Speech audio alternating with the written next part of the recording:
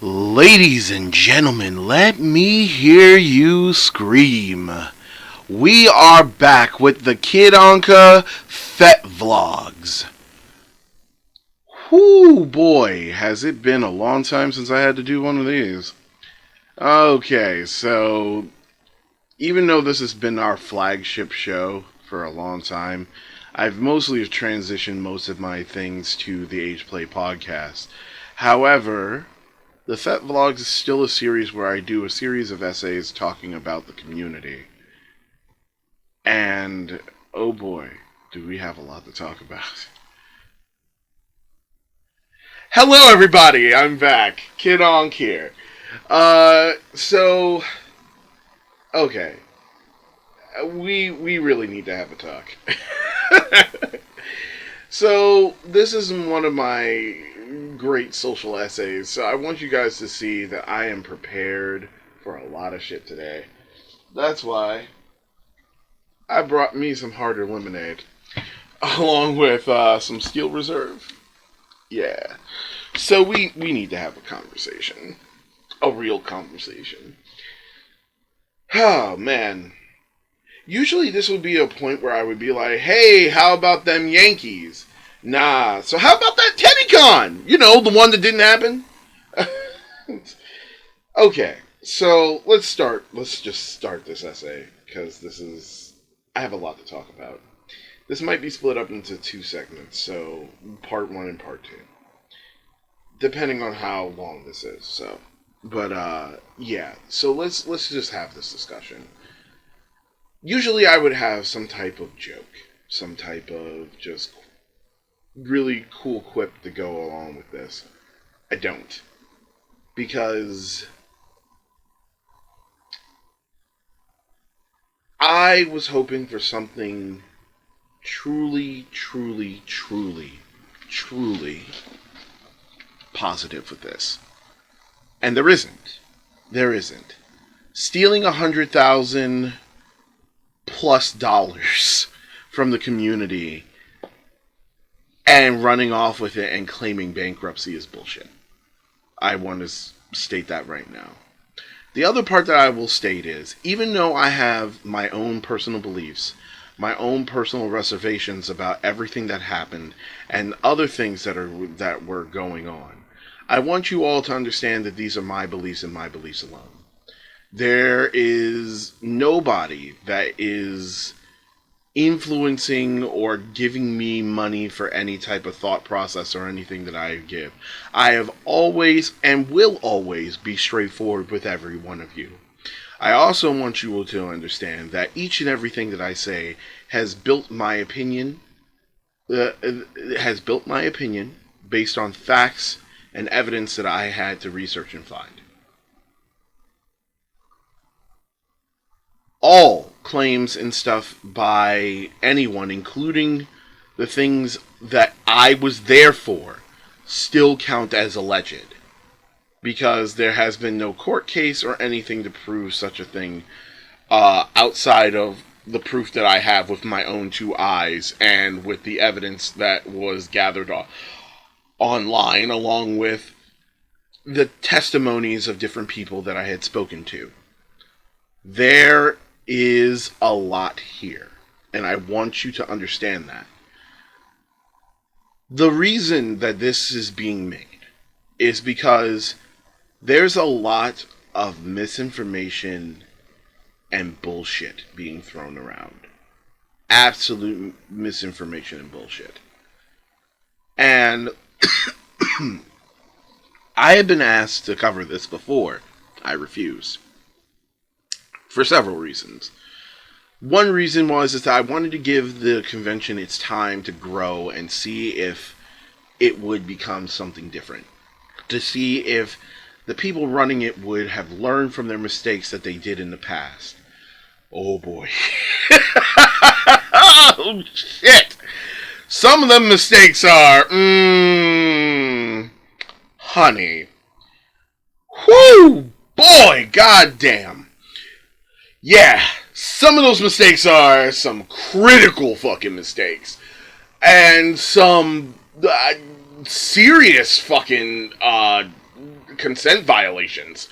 But we're going to have that conversation today.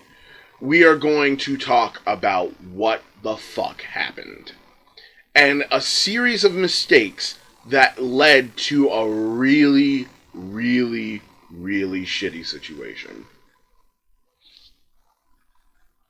So, let's talk about what brought this up. I scour the internet like I normally do. I ended up just looking through different shit, and was preparing myself for another episode of the podcast. And I just happened to come up and find something that was fascinating. Someone uploaded an entire FetLife conversation to 8chan. Yeah, or 8kun. Yeah, I'm not joking. Someone legitimately loaded this entire fucking conversation. And that's how I found my way to it. Now, the conversation that was had was that somebody at Teddycon, who went to Teddycon, was talking about how they are homeless now. And really wish that they could get their money back for a con that never took place. And felt like the con had scammed people out of money, knowing that they weren't going to hold a convention. What brought my vitriol and ire against the con was the sheer fact that its so-called friends, people who stand with the con no matter what shitty fucking situation they're in, no matter what they do, these people are there to gobble the balls. These people were making fun of the poor, making fun of the homeless, talking shit on the community, and then leaving comments such as, well, you should just remember the good times about Teddycon, and just know that they worked really hard to put on a good convention for you all.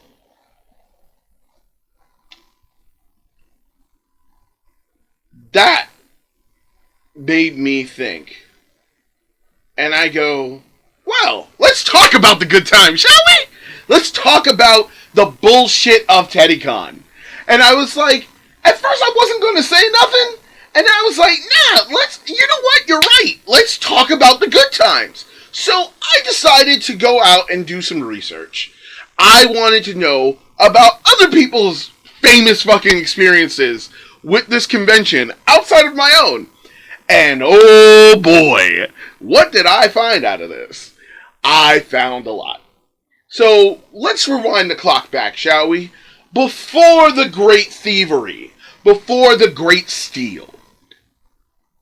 We're going to rewind the clock back to the year 2015, December 9th of 2015. Some of you probably heard that date and went, oh. And if you did, it's because you remember that date subconsciously or consciously. That date is so important because that was the biggest betrayal of Teddycon to the entire community. And the best part is that I had a testimonial from someone that used to work for Teddycon. And they expressed a lot about this. I would tell you the story of how this all came about, how this information came about, but I feel like that's a podcast episode on its own. And hopefully I can get them on the podcast to talk about it. Oh, man. Let's just put it this way.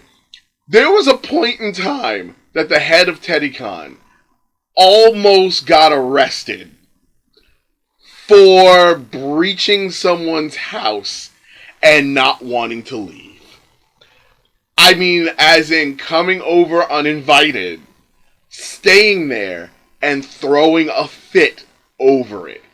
Again, they're throwing a fit because there was a situation. Oh, God. This shit is funny. So, like, I feel like if I could get that person on the podcast, it'll be a really great podcast. A lot of you are probably like, wait, what happened? Yeah, let me just put it this way. This is an event that took place about almost 5 or 6 years ago. And I feel that, like I said, is a podcast on its own. back to the main point. Um, oh man, some clown shoe shit.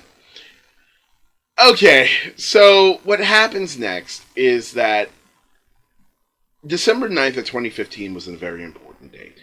That date is the day that the Howard Stern show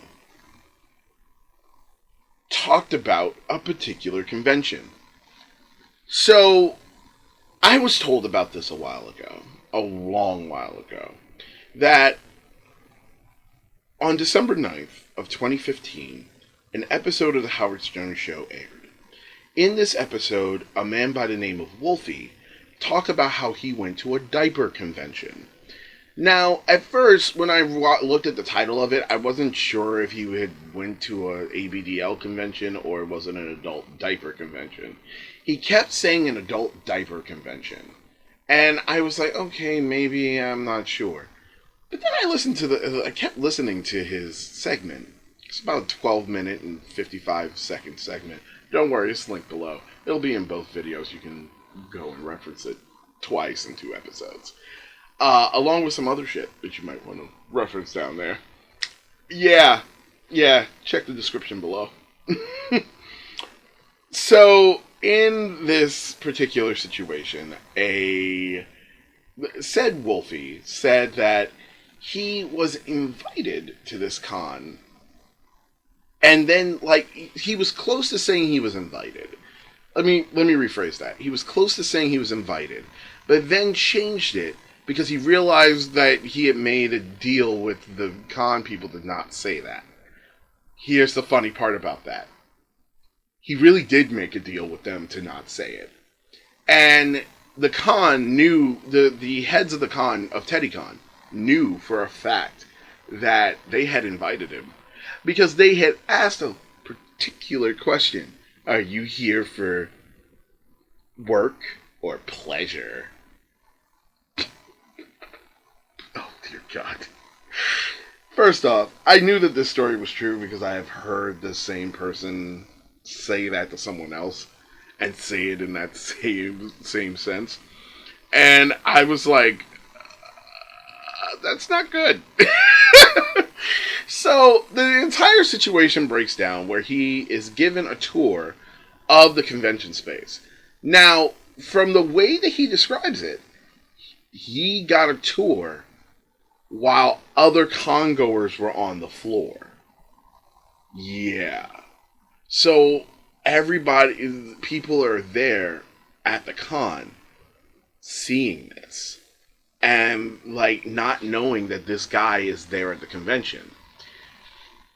So he talks about how he met somebody who was an accountant or some type of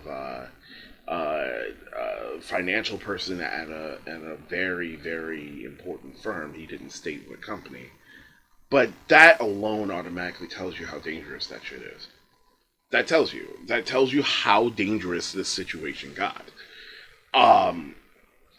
He was told that he was not allowed to interview anyone at the con because at some point they did get the wherewithal and wherewithal that this was a really bad fucking idea, but they were too far in and too deep to do it to change anything, so they immediately just kept going. And that was the stupid decision for that, because they knew that this was a bad idea. So, according to the testimonial that I got, apparently the reason they did this was because they thought that this would gain them some type of notoriety. Probably not the best notoriety, but they thought this was a good fucking plan. It wasn't. It absolutely was not a good plan. It was a terrible plan. It was the worst plan possibly thought up. Why did they do it? They did it because they thought that it would have been a good fucking idea. They thought, hey, the convention itself could do a lot, could use a little bit of publicity, and there's no such thing as bad publicity. Except there is. There is a such thing as bad publicity. There's a such thing as toxic publicity. And this would fall into the grounds of that. Now, Wolfie describes that he saw everything from the changing tables in the activity area. He describes almost everything that you would find in Teddycon. Like, everything. The only thing he messed up on was the material that made the crib. Which, I'm going to be honest, human recollection is not reliable. There's an entire scientific study on human recollection and how over time it deteriorates in the human mind. Yeah, go and look that up. I might have a link to that in the description so you can actually find the actual science behind that and actually read that. It's a fascinating read. However, he had everything spot on.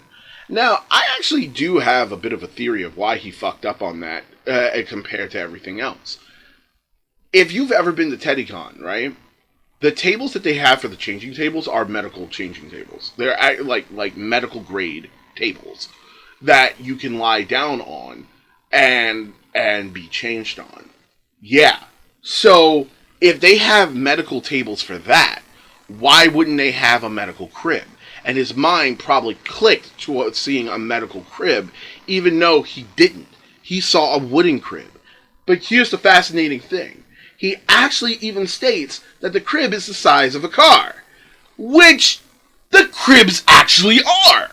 So, he wasn't wrong. However, this did not paint anyone in a good light at all. And people were worried, because if you read the forums and stuff, you could find this on FetLife. If you go on FetLife and just type in Howard Stern, it'll come up. It's funny, it actually does come up. You, go and read some of the comments and shit. It's actually quite ridiculous. Because you're going to see something in those comments that happens later on when we discuss the money situation. So, let's touch upon what we found in the comments. A lot of the comments talk as if they knew who Wolfie was. And I'm going to be 100% with you. I feel that that's more telling than you can think. This is fucking grating, but it's one of the things that you'll notice is that they constantly talk about how he's in the Philadelphia area. Or they talk about how he doesn't leave the Philadelphia area only to go to New York and Boston. So he does leave the Philadelphia area. Which, if he's going to Boston and New York, then he travels around. And they were like, well, he couldn't have come to a Teddycon munch. Well, why couldn't he? He 100% could. Teddycon's munch is in Lancaster, isn't it? Or it might be in Johnstown. I forget. But I believe it's Lancaster. Or at least it was at that time. Want to know what else was also not too far from there? Philadelphia. And where does Teddycon take place? Or took place? Allentown. If you go on Google Maps and actually look at Allentown and then compare that to Lancaster, guess how much is the distance between Lancaster and Lancaster and where Teddycon is in Allentown? It's an hour and 30 minutes. That's not much of a drive. It isn't. People do an hour and a half drive just to go to fucking Ohio from Pittsburgh. It's not really anything. Like, you start having problems when it reaches 2 hours, 3 hours, 4 hours, 5. That's the distance between Pittsburgh and Allentown. It's a 4-hour ride. But you have a situation that is not that at all. It is 100% exactly how the fuck I'm saying it is. It's an hour and a half ride. Hour 20-minute ride. Because if I'm not mistaken, from Philly to Allentown is of an hour 15. I might have the times backwards, so please bear with me. But yeah, a matter of fact, We can actually do a little bit of research right now, couldn't we? Okay, so right now, what we have right here is it's well, what we have right here is the whole Allentown, PA, right? Like the distance from Allentown, PA to Lancaster. It is an hour and 22 minutes or an hour and 30 minutes depending on which route you take. That is not bad. And to be completely honest, any person that is going to be a shock jock is definitely going to go that distance to try to get that, right? So, because he's going to want that information, because if it's a shock jock that we're doing, that's important. That's what happens. People go and look for that type of information, that type of thing. So why wouldn't he go the distance for this for getting this information? Like, if you're going to be on the Howard Stern show, I mean, like, you would travel this amount of distance. And if you look right here, Philly ain't that far. Philly is not that far from Lancaster. I know. I've taken the train from Pittsburgh all the way to Lancaster to Philly. Yeah, it's not that far from it. And that's why I was saying before, it makes no fucking sense. But a lot of people in the conversation were saying things like, "Oh, he isn't gonna go that far. He's not gonna go there, right? He's not going to travel all the way there just to do that." And my exact fucking answer to that is bullshit. Bullshit. Of course a shock jock is going to do that. However, they also stated that, I bet he never leaves his house. Yeah, he never left his house. Based on what information? If you listen to the entire podcast, it gets really cringy. Because there is a daddy dom that's talking about how much he loves his little boy in poopy and wet diapers and shit like that. And you can tell that his little boy sub is very, very not feeling it. And he's like, you can tell he's hesitant because he doesn't feel like he should be talking to this guy. But at some point, he's like, okay, maybe it won't be that bad. And then he starts talking, and he's the less cringy of the two in the conversation. He is, because you can tell he's being very reserved compared to his daddy dom. This shit is fucking ridiculous. Like I said before, he ended up at the con because they invited him thinking that this would put them on the map. This didn't work out the way that they wanted it to. Now, one of the biggest misinformations is that people kept yelling about, I went to U.S. Little's resort, and I think I saw him there. And the common people that run U.S. Little's resort was like, he has never been here. Ever. And he will never be allowed here. And the person that pushed this idea, allegedly, was the head of Teddycon. In order to cover his own ass for what he had done.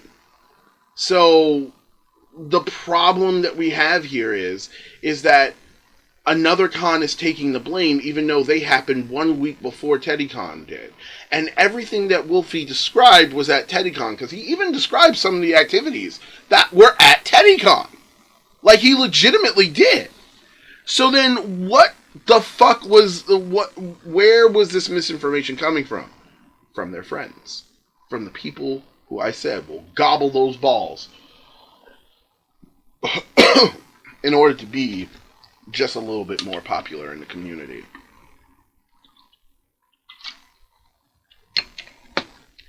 I personally don't look for popularity in the community because I think that that's stupid. And I feel that that's the first way to become a dishonest person. Do I have popularity in the community? Yeah, I do. But that doesn't make me want to search for any more of it. If people know me, I'm not a fan of being the celebrity. I hate that. Because, to me, I'm just any other fucking con goer. I just have a big mouth. So, getting back to the story, this is where things get a little bit rough. So, Teddycon put out a lot of misinformation, and people waited 1 month to see what would happen, and when the new year hit, January came, and nothing else was spoken about the entire situation. But a lot of people were like, oh, thank God, and nothing else happened. And then reading this, I was like, why are you all like thanking God that that happened? Like, why are you thanking God that nothing happened? Something could have happened, and your consent was violated. This is not appropriate whatsoever. And Teddycom 100% violated people's consent. They violated the contract where basically they exposed people who were not willing to be exposed to media. See, at Teddycon you get a band that says whether you want to be have pictures taken and whatnot, right? But did you notice that they didn't give it? There wasn't any notice that they were doing this, and because it was a bad fucking idea, and such a bad idea that things went to shit fast. So I would like to talk about this and really describe to you like how bad of a situation this could have been. People could have lost their jobs. People could have had their livelihoods destroyed. People could have been doxxed. Like, why the fuck would you ever think to do something like this? And, which pushes my point, this is why Teddycon's heads should have never been trusted. You never trust a con that is willing to damage your safety. Put you in danger. Ever. Had I researched this before, oh boy, you best believe I would have been yelling that from the high fucking hills. I had heard the story, but I wanted to know if more had happened with this. And from what I discovered is that a lot of people who had something to say, a lot of Teddycon's fans and cock gobblers jumped down and were like, "No!" And that's another crazy thing, too. Their fans are absolutely sycophants. They are ABDL sycophants, which I've never thought I would ever fucking see. I never thought that was an actual thing. It is. There actually are ABDL sycophants. Shit. So, what happened is that not only were they yelling about how Teddycon could do no wrong, and how dare you talk bad about Teddycon, or actually throw a toddler fit. I am not joking. Go read the chat about the one I was telling you about. Go read the forum post about the money not being refunded. Go and read that one. There's a couple of people in there that literally had toddler fucking level, like, temper tantrums. I've never seen that in word posts before. But you can imagine it because some of these people don't understand that, yeah, we wear diapers, yeah, we play with toys and everything, but there's an adult part to that name. And that adult part means that you have to be a rational, thinking adult at times. Like, doing the action figure and shit is fine. Playing with Barbies and whatever, it's fine. Doing the coloring books, it's fine. But there has to be a point where you have to be a functioning fucking adult. From what I was seeing, I had never seen the level of bullying and just assholishness that I was seeing in that community. I haven't seen that in a long time. If you go and watch my early days of this Fetvlog, you will actually see some of the days that I actually talked about that.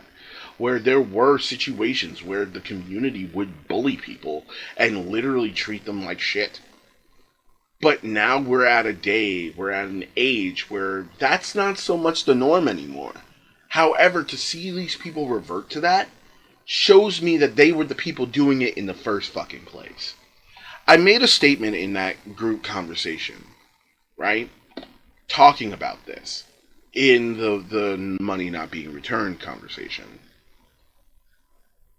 People like that should never be trusted, no matter what. Remember who they are. Remember, for when they come to you at another AgePlay event, turn your back to them. Walk away. They are not people that are welcomed in this community. That's just it, plain and simple. It's disgusting. It's disgusting to know that a convention violated people's rights like that. It's wrong. It's absolutely wrong. And funny enough, that's not the only time they put someone in danger. See me back on the next episode, on the next vlog episode, and you will see exactly what I'm talking about.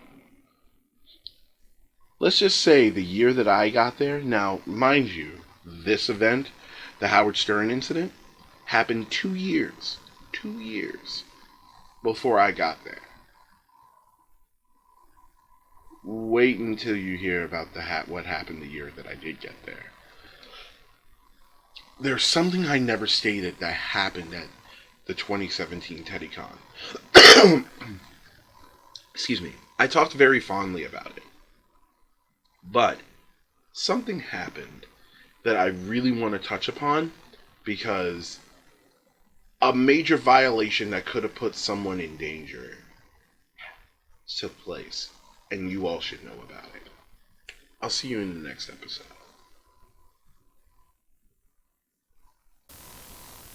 Hello there. This is the end of the segment. So, couple of messages. Just want to get these out there real quick. Thank you so much for supporting our series, supporting our channel, and supporting the series, and just being really, really awesome. We really appreciate you. I just wanted to let you guys know a couple of things. First, if you're not subscribed, please press the subscribe button down below. It's good to know that there are people that are very much interested. Leave us a like, comment. We always love reading the comments. You guys leave awesome comments. So, yeah, thank you again. Here's the other thing. For the newbies. So, a lot of you are probably here for the AgePlay podcast a lot. But did you know that we do other series? Yeah. So, we have 3 other series that we do here on this channel. It's the Kid Ankh AgePlay, Gaming and AgePlay, which is a really awesome series where we basically just play video games and talk about kink. Majorly topics pertaining to AgePlay, though. Then we have the Kid Ankh Playtime live stream, where I play with action figures and answer your questions. Yeah, that's a really awesome Q&A series that really gets me able to communicate with everyone. And last but not least, the Kid Ankh Fetvlogs. This is the series that I started when I first got here. So, this series is freaking awesome. I still love doing these essays where I talk about the community and my journey through it and my commentary about the things that I've learned over the years and what I see and things that I feel like could change and things that I can open people's eyes on if they would just look at the different situations. So yeah, 100%. Please, please, please subscribe, like, and leave a comment below. It really does let us know that you're listening. You guys are awesome. Thank you so much for all your support and all your help. We wouldn't have made it here 10 years without you. You guys are amazing. I love you all. Bye.